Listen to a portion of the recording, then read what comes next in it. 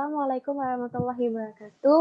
Halo semuanya, perkenalkan nama saya Dewi Rahmawati dari Prodi Pendidikan Administrasi Perkantoran A 2019 Fakultas Ekonomi Universitas Negeri Jakarta. Pada kesempatan kali ini, saya akan menjelaskan tentang tata keasipan. Langsung saja ya.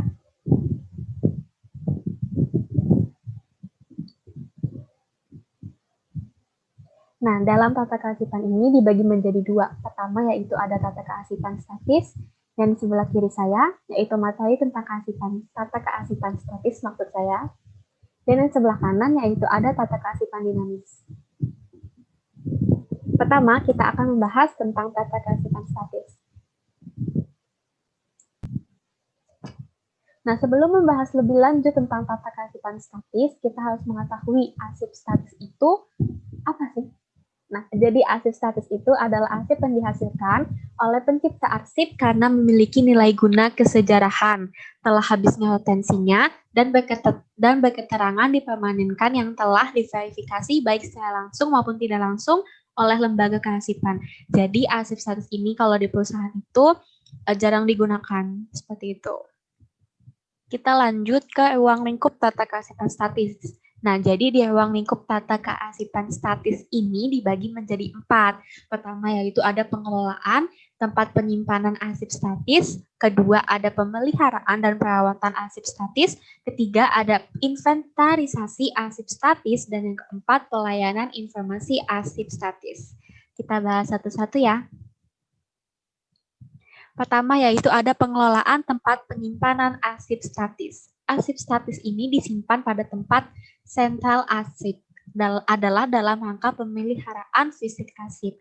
Arsip statis yang diserahkan kepada arsip nasional harus dipelihara dan ditempatkan pada rak yang memenuhi syarat, disusun secara teratur dan dibungkus dengan baik. Nah, biasanya raknya itu disebut juga dengan berupa rak tetap dan rak gerak, seperti itu. Selanjutnya yaitu ada pemeliharaan dan perawatan arsip statis. Agar arsip yang disimpan aman dan tetap terawat, maka perlu dilakukan beberapa hal. Pertama yaitu ada menyediakan ruang tempat yang memadai. Jadi itu arsipnya itu ditempatkan di satu tempat yang disesuaikan dengan suhunya, gitu, tidak terlalu panas dan juga tidak terlalu dingin karena akan merusak dari arsip tersebut. Yang kedua yaitu menyediakan peralatan yang sesuai. Tadi contohnya itu seperti arsip statis itu ditempatkan di tempat rak tetap dan rak gerak.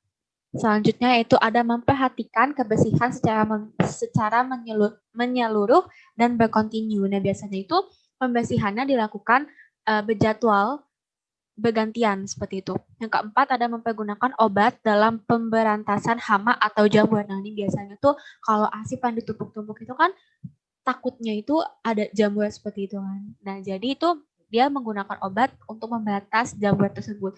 Nah, yang terakhir yaitu menertibkan pemakaian arsip maupun arsiparisnya.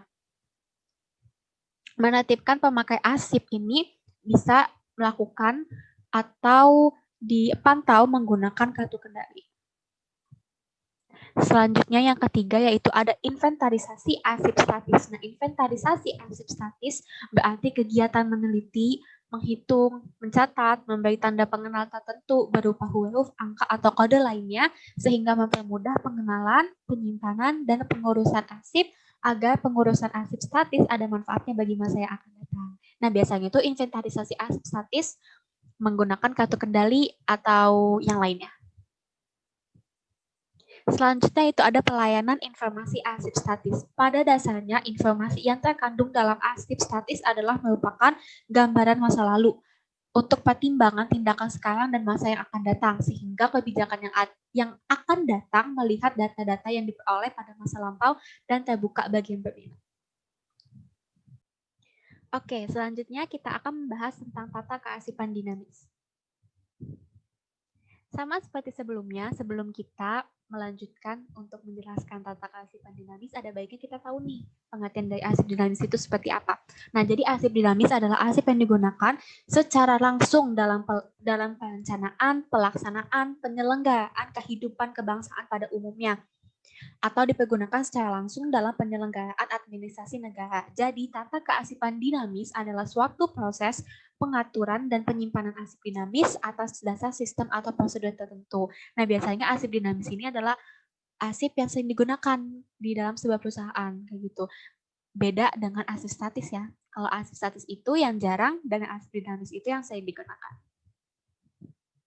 Selanjutnya itu ada pengurusan dan pengendalian surat. Nah, bagian unit ini itu mempunyai tugas untuk menerima, mengirim, mencatat, mengarahkan, dan menata surat atau arsip sesuai dengan tugas tersebut. Maka bagian ini akan terdapat beberapa petugas, yaitu jadi dalam pengurusan arsip dinamis itu terdapat beberapa tugas nih. Yang pertama itu ada petugas penerima atau pengirim surat. Nah, tugasnya ini menerima, menyortir, dan mengirimkan surat arsip. Yang kedua yaitu ada pencatat, tugasnya mencatat surat arsip.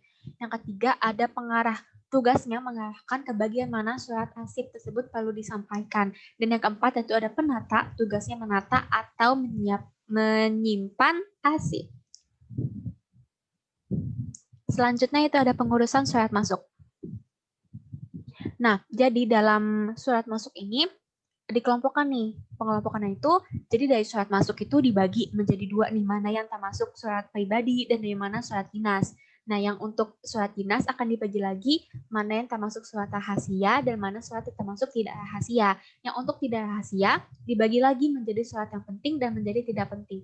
Nah, sebenarnya apa sih tujuan dari pengelompokan surat masuk ini? Jadi, tujuannya untuk pengelompokan surat masuk ini jadi biar Asiparis itu nggak bingung mana surat yang termasuk surat pribadi, surat dinas, mana surat yang penting, tidak penting, mana surat yang harus dicepat dalam prosesnya, dan sebagainya seperti itu. Oke, selanjutnya itu ada pencatatan surat masuk. Pertama ada dinas rahasia, dicatat ke dalam lembar pengantar surat rahasia.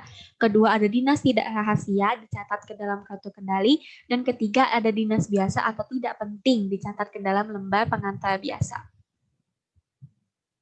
Selanjutnya yaitu ada pengurusan surat keluar.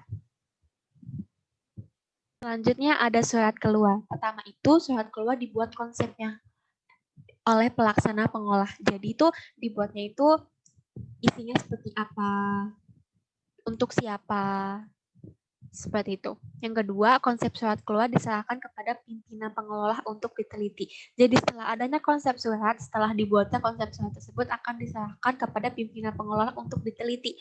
Benar nggak tujuan surat keluarnya seperti ini? Benar nggak ditujukan untuk bapak ini atau ibu ini? Seperti itu. Selanjutnya, jika konsep surat yang keluar sudah memenuhi syarat, kemudian diketik rapi. Keempat, yaitu ada surat yang telah diketik tadi diserahkan kembali kepada pimpinan untuk diperiksa. Jadi, setelah tadi diketik rapi oleh tata usaha pengolah, kemudian diserahkan kembali nih kepada pimpinan pengolah untuk diperiksa. Seperti itu, supaya tidak ada typo. Setelah diperiksa, baru pimpinan pengelola menandatangani nih. Jadi, sebelumnya tuh, sebelum dikirim tuh, ditandatangani dulu supaya benar gitu, supaya ada buktinya kalau surat keluar ini benar dikeluarkan oleh suatu perusahaan. Seperti itu. Saya rasa cukup ya penjelasan tentang tata kearsipan. Terima kasih atas waktunya. Terima kasih juga yang sudah menonton video ini. Video ini dibuat untuk memenuhi tugas aplikasi komputer. Saya Dewi Ramawati undur diri, kurang lebihnya mohon maaf. Wassalamualaikum warahmatullahi wabarakatuh. Have fun. Have a nice day, everyone.